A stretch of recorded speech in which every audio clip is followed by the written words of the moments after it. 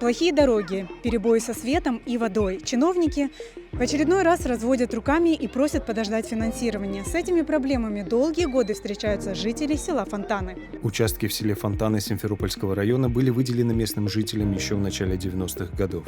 Сегодня здесь проживает более 200 семей, которые на протяжении долгих лет испытывают частые проблемы со светом и водой, отсутствием дорог и канализации. Здесь родились наши дети, пошли в детский сад, которые на Залесской возили их по грязи. И уже на протяжении 30 с лишним лет мы живем в такой же вот бездорожной грязи. С освещением у нас просто какая-то беда. Как небольшой ветер, хороший дождь, трансформаторы наши горят, как новогодние елочки, сверкают. Их приезжают, подлечивают. Следующая непогода повторяется то же самое. Не хватает мощностей. И вода то есть, то нет. У всех у нас есть дополнительные резервуары, мы как-то все научились справляться. Нету канализации, у каждого выгребная яма. Выгребная яма – это антисанитарная норма. Как бы они ни очищались бы, в грунт уходят все стоки. Я здесь конкретно живу, в этом микрорайоне, с 91-го года. И у нас эта проблема существует по сей день. Нерешаема она. К автобусу выходим мы по колено в грязи. Очень-очень тяжело, конечно. Особенно наши дети, пока выйдут в автобус, сесть уже неудобно даже, что обувь грязная. Все эти годы местные жители не сидели сложа руки и боролись за свои права.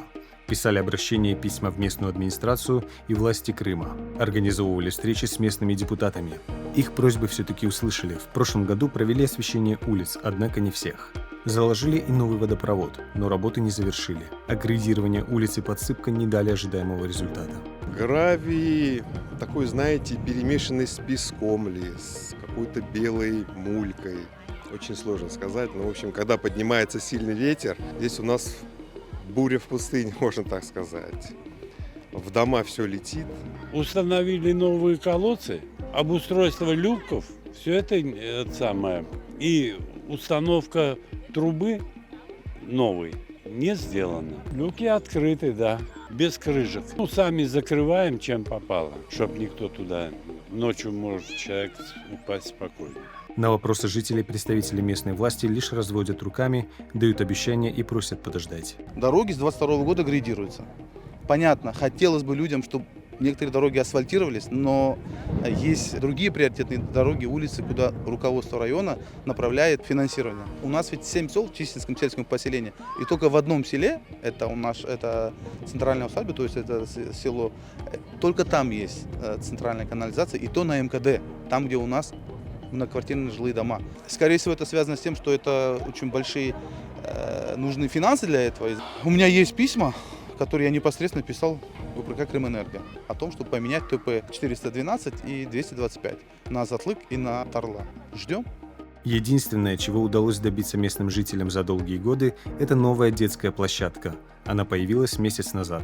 До этого здесь была площадка, простояла, наверное, около 10 лет. И после долгих наших обращений, сообщений, заявлений, просьб открыли эту площадку. Хотелось бы, конечно, чтобы площадка была для постарше деток, не только до 5 лет. Для старших деток хотелось бы какой-то спортивный комплекс, турники, качалка, потому что у нас очень много подростков. Жители села Фонтаны надеются, что местная администрация все же займется жизнеобеспечением их массива.